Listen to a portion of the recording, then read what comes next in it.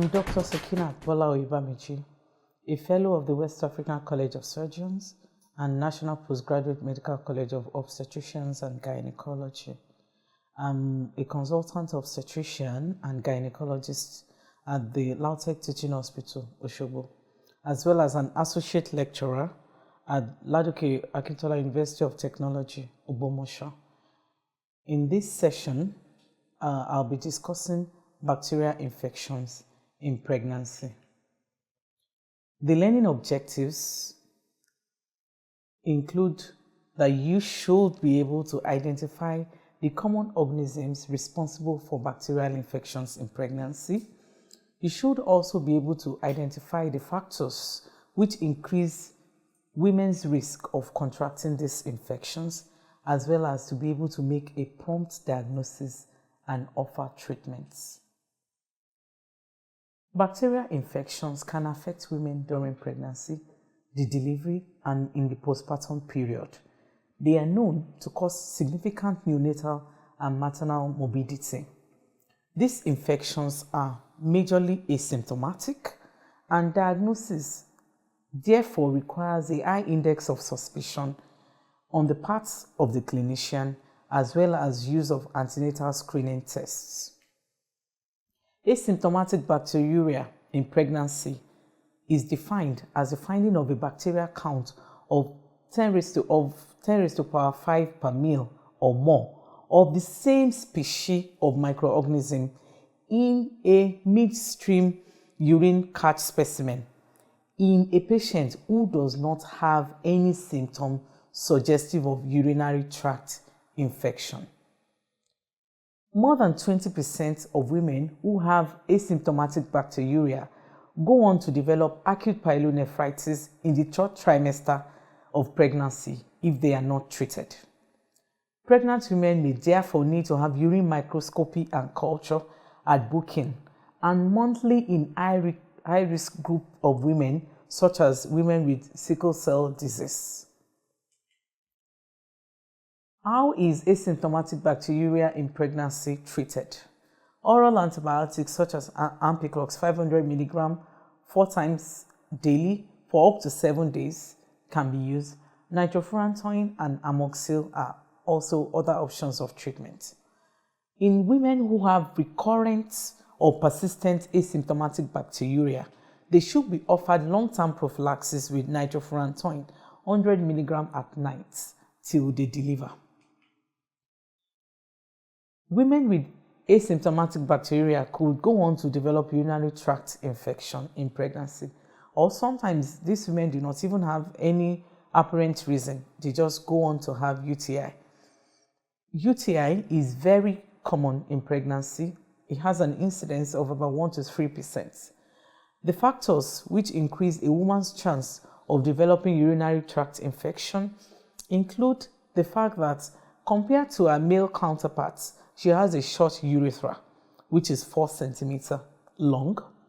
There is a close proximity between the urethra and the introitus.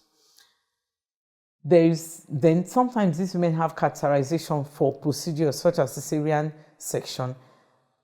Even sexual intercourse increases a woman's chance of having urinary tract infection in pregnancy. Particular to pregnancy are also the following risks: a woman who is a primigravida, a woman with previous history of urinary tract infection, presence of asymptomatic bacteriuria, women with congenital abnormality of the urinary tract, and the stasis that attends the enlarging uterus as pregnancy advances. These are all risk factors that increase a pregnant woman's susceptibility to urinary tract infection. The normal physiological changes in pregnancy, which include dilatation of the ureters and renal pelvis, as well as urinary stasis, predispose to UTI. Organisms that have been implicated include Escherichia coli, which is the commonest organism. Other organisms which can cause UTI include Klebsiella species, the Enterobacter species, Proteus, Pseudomonas, as well as Staphylococcus aureus. How does a woman with urinary tract infection in pregnancy present? They present typically with irritative urinary symptoms such as dysuria, urinary frequency, and urgency. These women may also have pyrexia. They could present with loin pain or what is demonstrated as renal angle tenderness when you examine these women. They could also have contractions, uterine contractions or preterm labor. How do you diagnose urinary tract infection in pregnancy? On urinalysis, nitrates can be picked up, which can now serve as a pointer to one asking for urine culture and sensitivity to be done. Typically, it is the midstream urine that should be sent for culture to prevent culturing contaminants. The treatment for urinary tract infection includes use of cephalosporins and aminoglycosides. These agents are very safe for both mother and baby. Parenteral antibiotics may be necessary when a woman has acute pyelonephritis. These women are also encouraged to increase their fluid intake and may need analgesics and tocolytics if they have preterm contractions.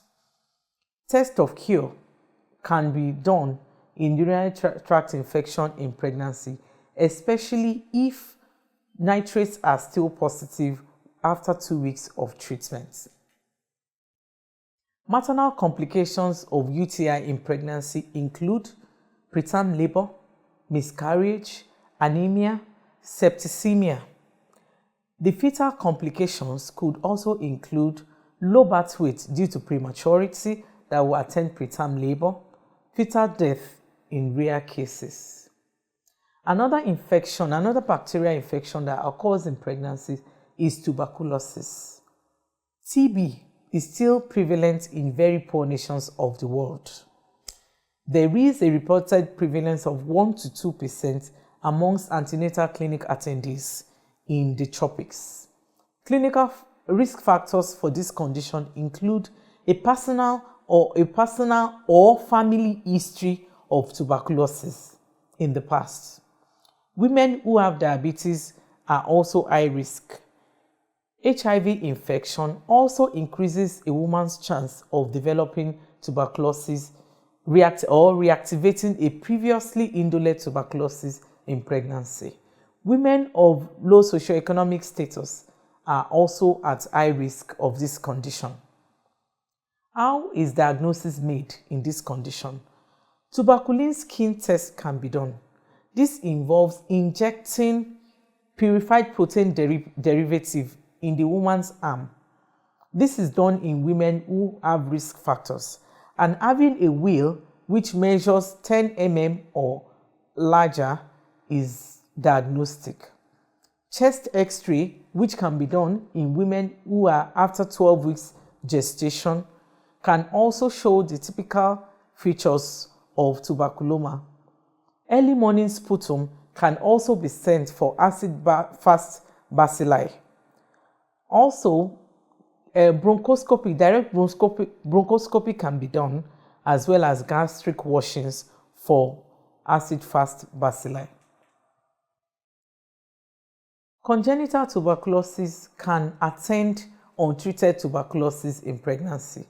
This is diagnosed when one has any of the following features.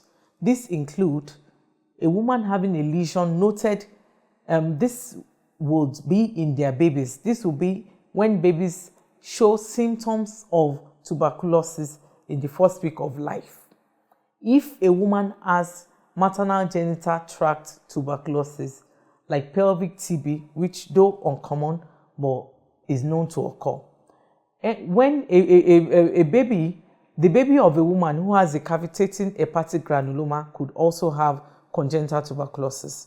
When there is lack of evidence of postnatal transmission in the baby, with adequate treatment, prognosis for congenital tuberculosis is good. Women with tuberculosis who have active disease can transmit this infection to their babies via the placenta, leading to fetal infection. How is tuberculosis in pregnancy treated? TB is typically treated with a combination of isoniazid, rifampicin, ethambutol, and pyrazinamide for 9 months. This combination is safe and should be used in pregnancy. The side effects of antituberculous treatment are many and depends on the agent used. Isoniazid can be complicated by hepatitis and peripheral neuropathy. The use of rifampicin is typically complicated by nausea and vomiting, and these women may also have orange discoloration of their urine, as well as other side effects. Ethambutol can lead to skin rash and optic neuritis, while pyrazinamide can be complicated by hepatotoxicity, skin rash, arthralgia, and hyperuricemia. TB does not affect the mode of delivery, so it is not an indication for cesarean section. Antituberculous drugs do not contraindicate breastfeeding. However, if a neonate is on anti-TB medications, breastfeeding may lead to excessive drug level in this baby, and therefore breastfeeding should be avoided.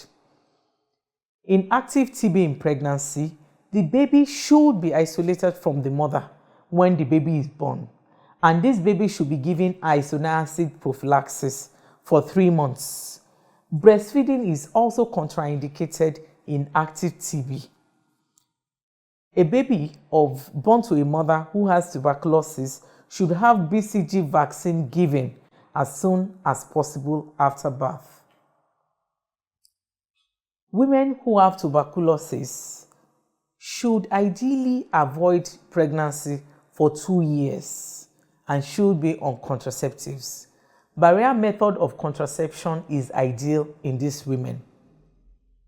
This is because oral contraceptive pills should be avoided in women who are on rifampicin, because this is an enzyme inducer and can lead to failure of these contraceptives.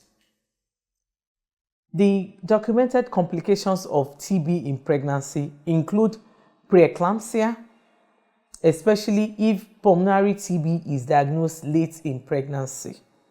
Other complications could include acute respiratory distress syndrome and preterm labor.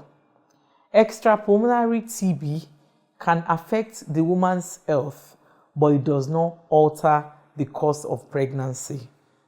Nor does it affect the mode of delivery or increase a woman's risk of preeclampsia.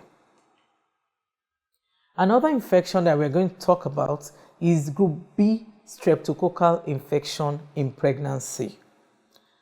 Maternal GBS is a significant cause of high perinatal mortality and is the commonest cause of life-threatening infection in the newborn worldwide.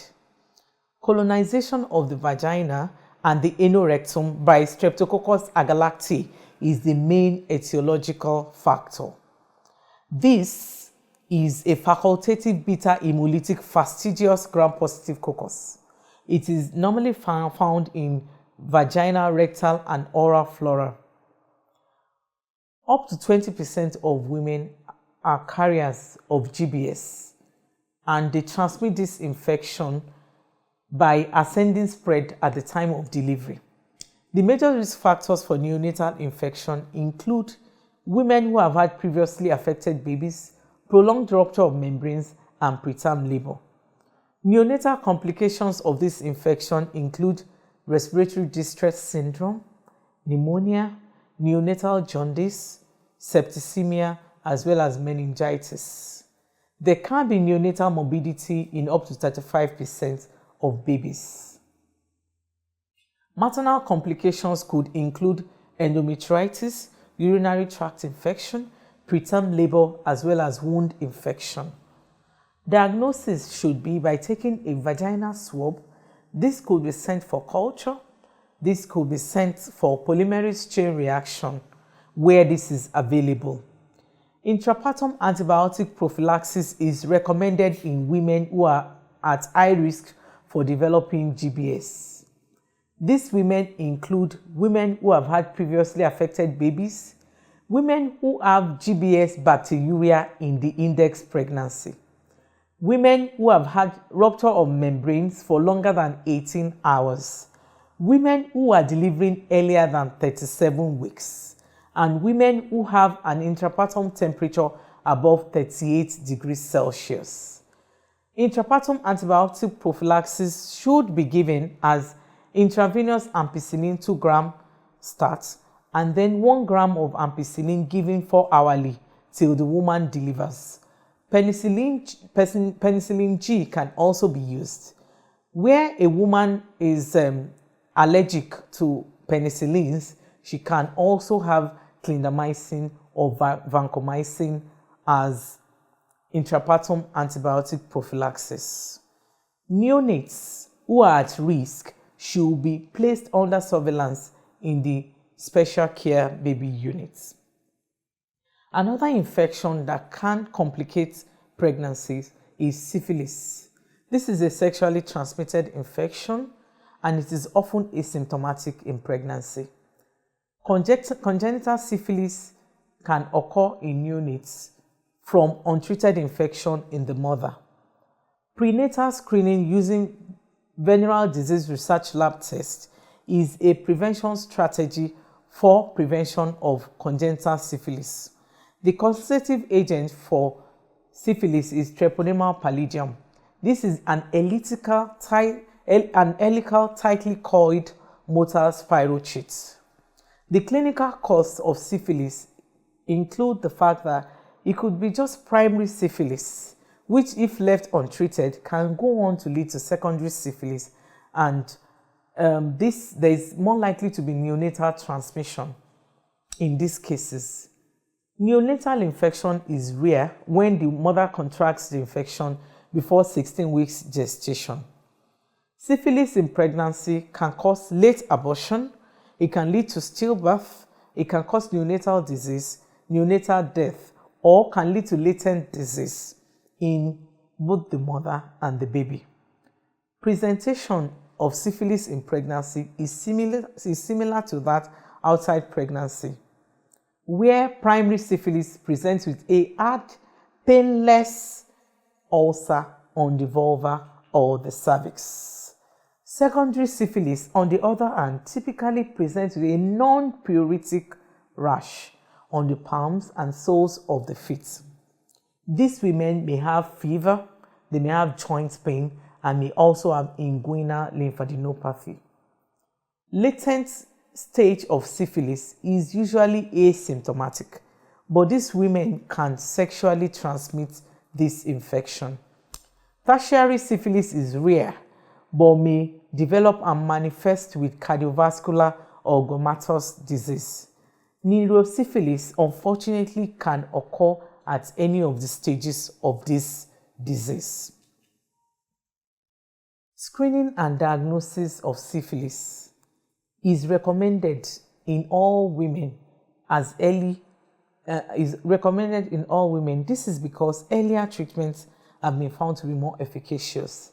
Venereal disease research lab and rapid plasmid reagent tests are highly sensitive and can be used to screen women who are high risk.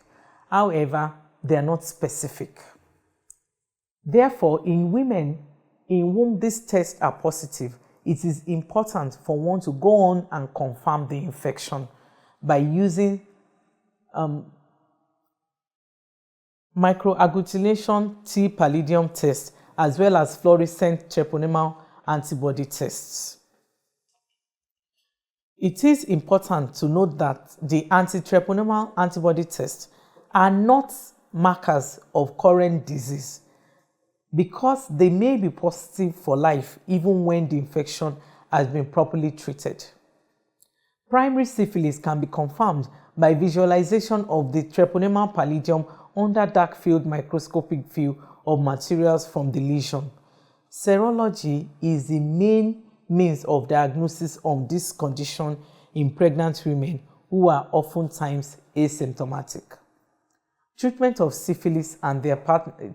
Treatment of syphilis should be with intramuscular 2.4 mega units of benzathine penicillin. This can be repeated a week later.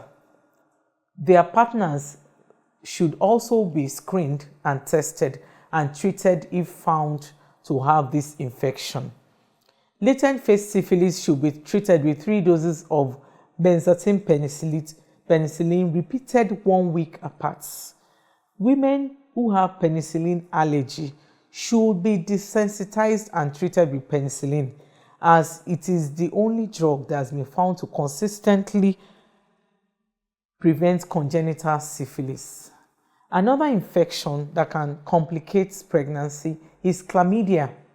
This is a very common sexually transmitted bacterial infection, and it can cause neonatal conjunctivitis. It is caused by Chlamydia trachomatis, and transmission to the fetus is vertical through labor, through the eye and nasopharynx. 75% of women who have chlamydia are asymptomatic. Women who manifest symptoms typically have cervicitis, endometritis, dysuria, chorioamnionitis, and they could have postpartum bleeding. Affected neonates can manifest with ophthalma, neonatorium, and pneumonia. Chlamydia. Screening for chlamydia include use of nucleic acid amplification test. This can be performed on urine or endocervical swab. Enzyme immunosorbent assay or direct fluorescent antibody test can also be done. This organism can also be cultured using endocervical swab. Treatment is with 1 gram of azithromycin stat. Other options of treatment include amoxicillin. A test of cure should be done 3 weeks after treatment because of its very serious complication, especially in the neonates. Gonorrhea can also complicate pregnancies, and this causes symptoms in more than 50% of women in pregnancy. It's a sexually transmitted infection, and transmission is vertical. In the neonates, it can lead to life-threatening infection. The causative agent is Neisseria gonorrhoeae. Most women are asymptomatic in pregnancy. However, they can present with early miscarriage, premature rupture of membranes, chorioamnionitis, fetal growth restriction, as well as sepsis. Neonatal infection manifests with acute conjunctivitis, ophthalma neonatorium, sepsis, arthritis, and possibly meningitis. Disseminated gonococcal infection is an arthritis dermatitis syndrome, which can be caused by dissemination of this bacteria. Pregnancy is a well-recognized predisposing factor to disseminated gonococcal infection, and it presents typically with migratory polyarthralgia, vesicular or pustular rash, with or without fever. Treatment of gonorrhea will go on to prevent this very serious condition. Women who are high risk should be screened for gonorrhea. Gonorrhea can be diagnosed by using the culturing the organism using thiamartin media. Nucleic acid hybridization tests can also be done to diagnose this condition. Samples to be used should be taken from the endocervix, pharynx, rectum, or the urethra.